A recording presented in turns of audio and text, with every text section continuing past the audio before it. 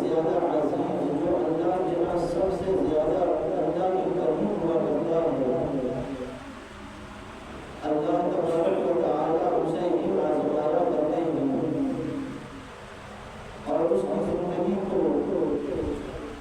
امتحانات میں ڈال کر پریشانیوں میں مبتلا کر کے اور کبھی کبھار آرام و آسائش دے کر اللہ تبارک و تعالیٰ اس بندے کو آزماتے ہیں کہ آیا میں نے اس کو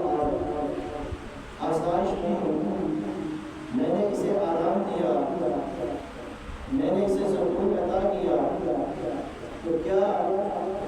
جو میں نے اسے آسائش اور آرام اور سکون عطا کیا اس پر یہ میرا شکر ادا کرتا ہے یا نہیں کرتا؟ اور کبھی کبھار اللہ تبارک و تعالیٰ اپنے اس بندے کو آزمائشوں میں ڈال کر، اور اللہ تبارک و تعالیٰ نے قرآن کے اندر فرمایا وَلَنَبْلُوَنَّكُم بِشَيْءٍ مِّنَ الْخَوْفِ، کہ اللہ تبارک و تعالیٰ کبھی کبھار خوف سے آزماتے ہیں، وَالْجُوعِ، اور کبھی کبھار بھوک دے کر آزماتے ہیں، اور کبھی کبھی وَنَقْصٍ مِّنَ الْأَمْوَالِ،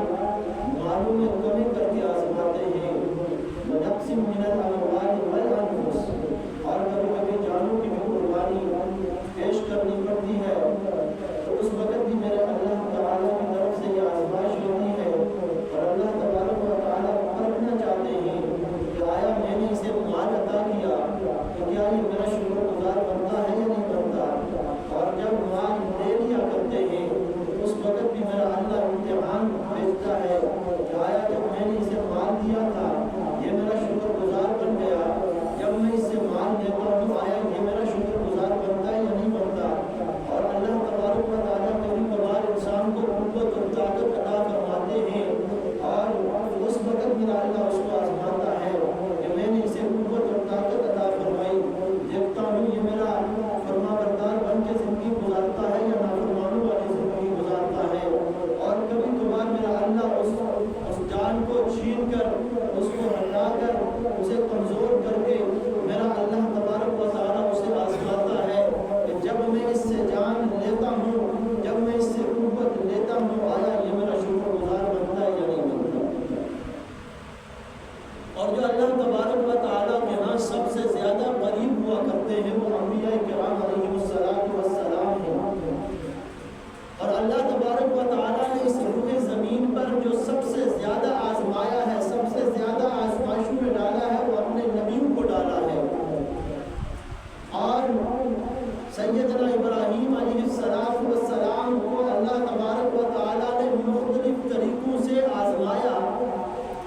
اور یوں تو انبیاء کی ساری زندگی ہی امتحانات کے اندر گزرا کرتی ہے، لیکن سیدنا ابراہیم علیہ السلام پر اللہ تبارک و تعالیٰ کی طرف سے 4 بڑے امتحان آئے، 4 بڑے پرچے ابراہیم علیہ السلام سے میرے اللہ نے لیے، اور ان 4 پرچوں میں ابراہیم علیہ السلام نے 100% نمبر لے کر اللہ تبارک و تعالیٰ کے ہاں کامیابی حاصل کی۔ گزشتہ جمعے میں نے آپ حضرات کے سامنے عرض کیا تھا کہ ابراہیم علیہ السلام نے جس قوم کے اندر آنکھ کھولی تو ہر طرف شرک ہی شرک تھا، اپنے ہاتھوں سے بت بنا کر ان کے سامنے سجدہ ریز ہو جاتے، ان کے سامنے اپنی حاجات کو رکھتے، ان کے سامنے گڑ گڑا کر اپنی حاجات کو پیش کرتے کہ گویا یہ ہماری حاجات کو پورا کر رہے ہیں، اور ابراہیم علیہ السلام نے اس قوم کے اندر اپنی آنکھوں کو کھولا،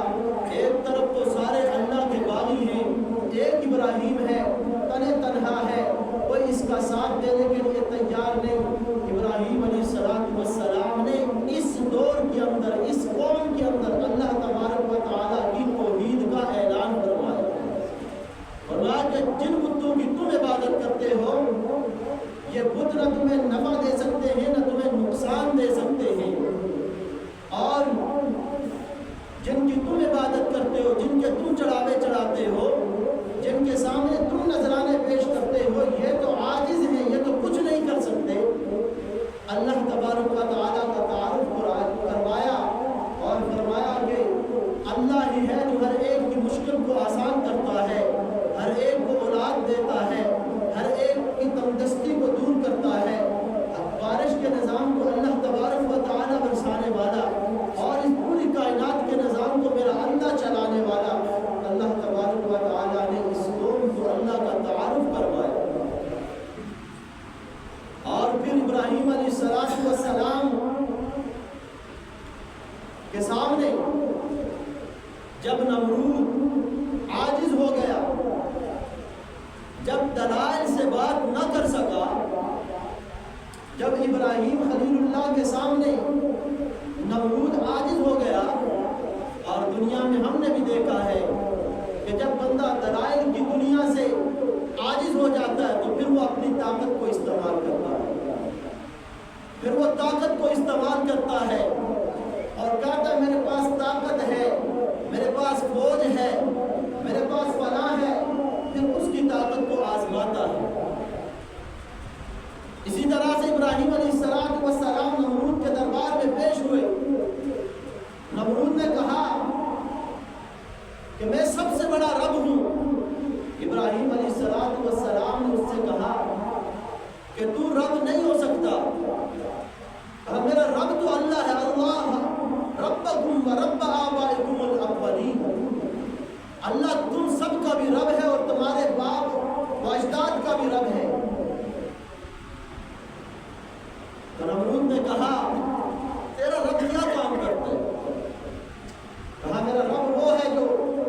زندہ کو مردہ کر دیتا ہے، مردہ سے زندہ پیدا کرتا ہے۔ نمرود نے دو بندوں کو بلایا، ایک جس کے لیے پھانسی کا آرڈر ہوا تھا اس کو آزاد کر دیا، اور ایک جس کے لیے آزادی کا حکم جاری ہو چکا تھا اسے پھانسی پہ چڑھا دیا۔ کہا ابراہیم یہ کام تو میں نہیں کرتا۔ اب ابراہیم علیہ السلام نے جب دیکھا کہ اس کے عقل پر تو اللہ نے پردہ ڈال دیا ہے، اللہ تبارک و تعالیٰ کے خلیل نے ایک اور دلیل اس کے سامنے رکھی، فرمایا میرا رب وہ ہے جو سورج کو مشرق سے طلوع کرتا ہے، مغرب میں غروب کرتا ہے۔ اگر تو اپنے آپ کو رب کہتا ہے تو مغرب سے طلوع کر کے بتا، مشرق میں غروب کر کے بتا۔ اب ابراہیم علیہ السلام کی ان آزمائشوں میں اور امتحانات میں جب ابراہیم علیہ السلام نے ان تمام امتحانات کو پاس کر دیا تو اللہ تبارک و تعالیٰ نے اپنے حبیب کو حکم دیا، فرمایا کہ اے میرے حبیب جب بھی تم تذکرہ کرے تو میرے ابراہیم کا بھی تذکرہ کر دے، اور اس کو اپنا قرآن بنا دیا۔ فرمایا اعوذ باللہ من الشیطان الرجیم بسم اللہ الرحمن الرحیم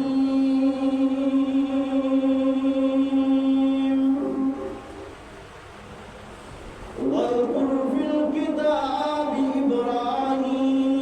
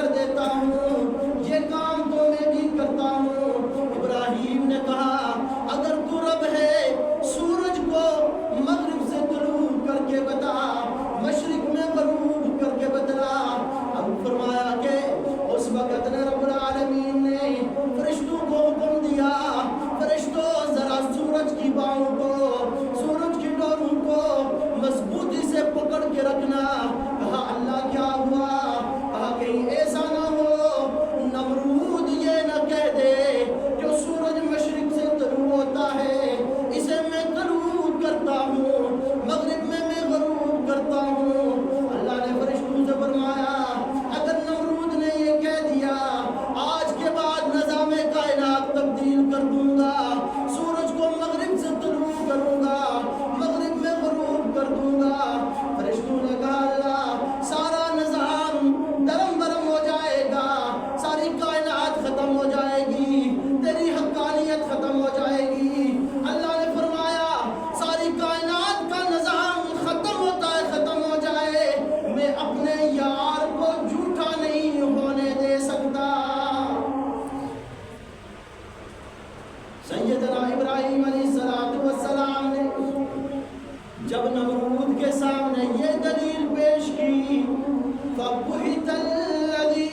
نفر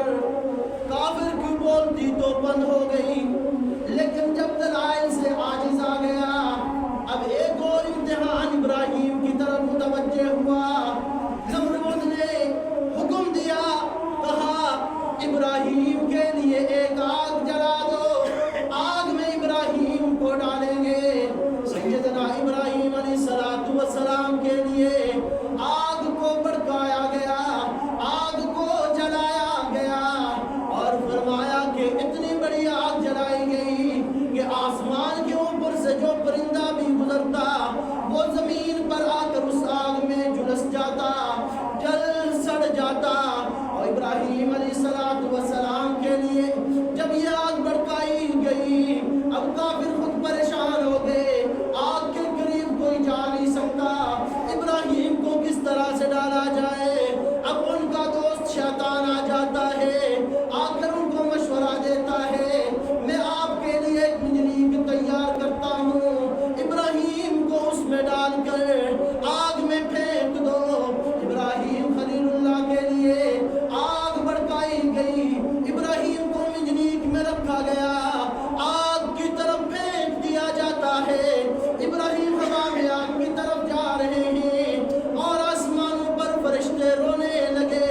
تڑپنے لگے، جنت میں حوریں چیخنے لگی،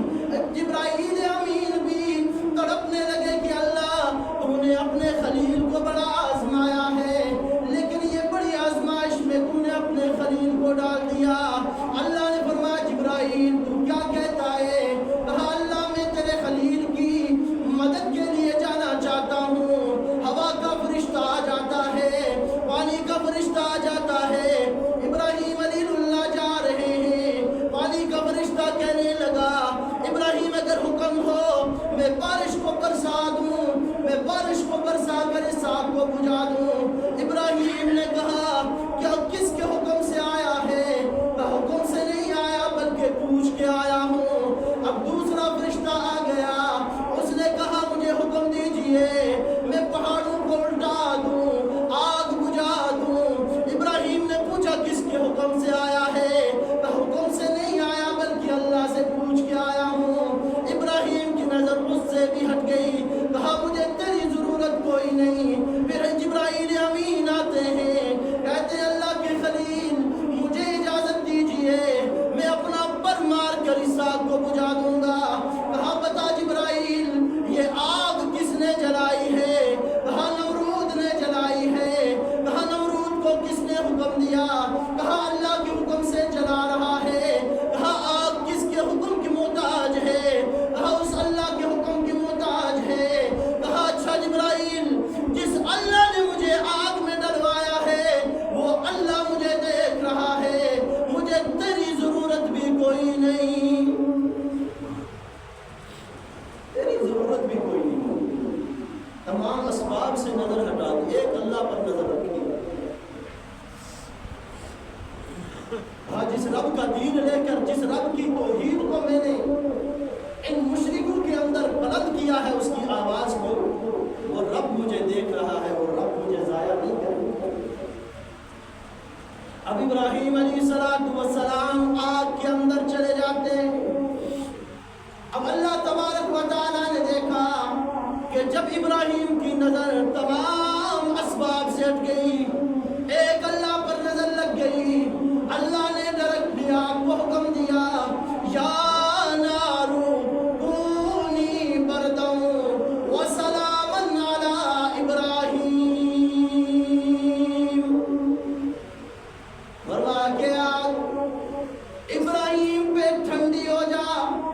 مفسرین نے لکھا ہے کہ جب اللہ کی طرف سے یہ حکم نازل ہوا ساری دنیا کی آگ ٹھنڈی ہو گئی، ساری دنیا کی آگ ٹھنڈی ہو گئی۔ پھر اللہ نے ابراہیم کو دیکھا، ابراہیم آگ میں ہیں، کب کب آ رہے ہیں، سردی لگ رہی ہے، ابراہیم کو تکلیف ہو رہی ہے۔ اللہ نے آگے ایک اور حکم جاری کر دیا آگ کے لیے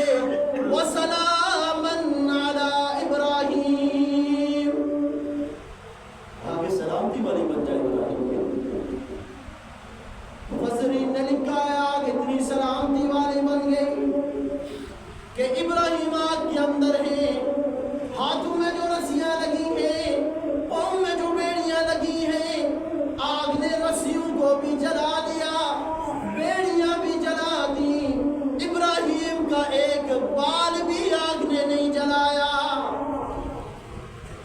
طرف دشمن کتنا طاقتور ہے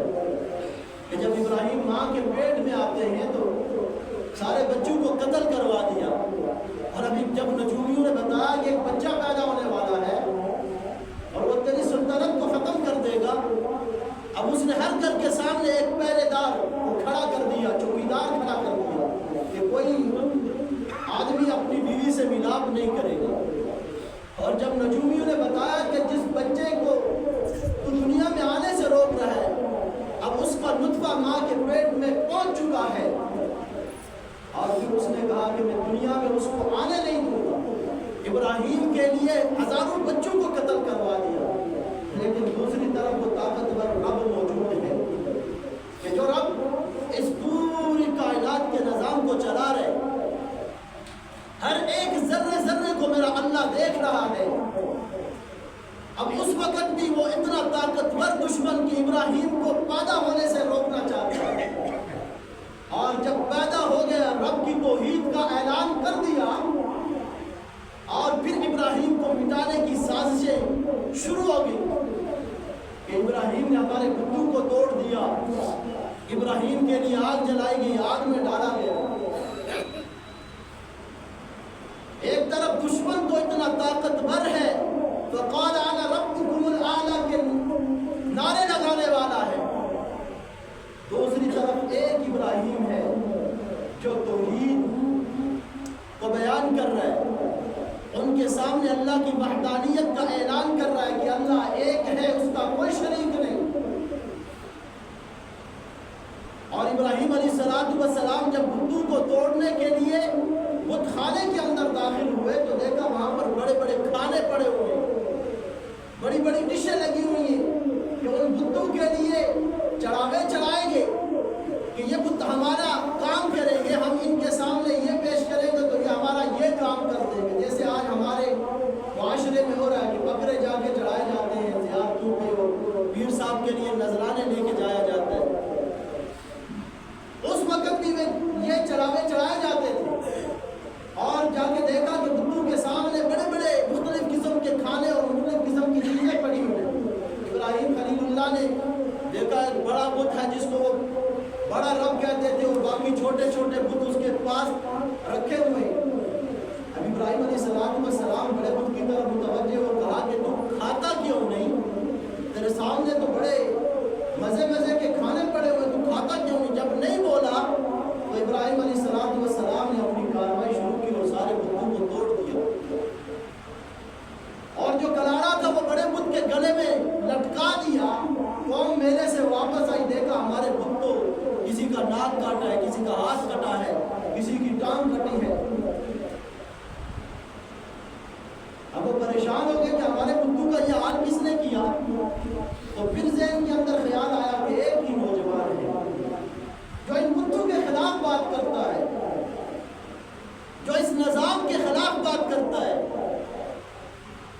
آج ہمارے نظام کے خلاف اگر کوئی بات کرے تو اسے اٹھا دیا جاتا ہے،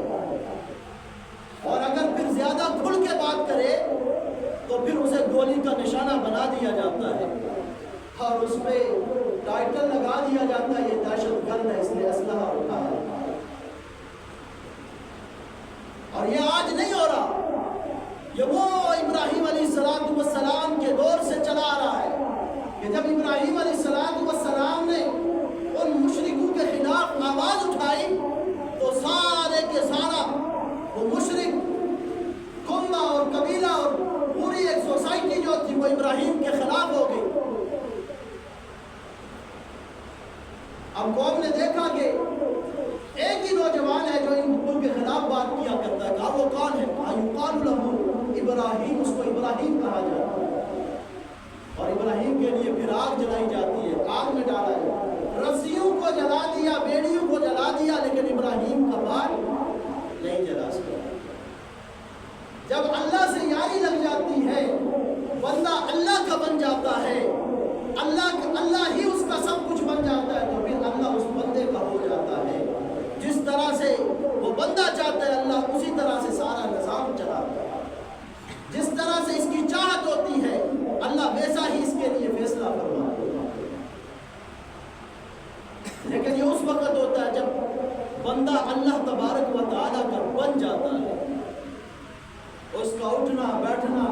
چلنا پھرنا صرف اللہ کے لیے ہوتا ہے۔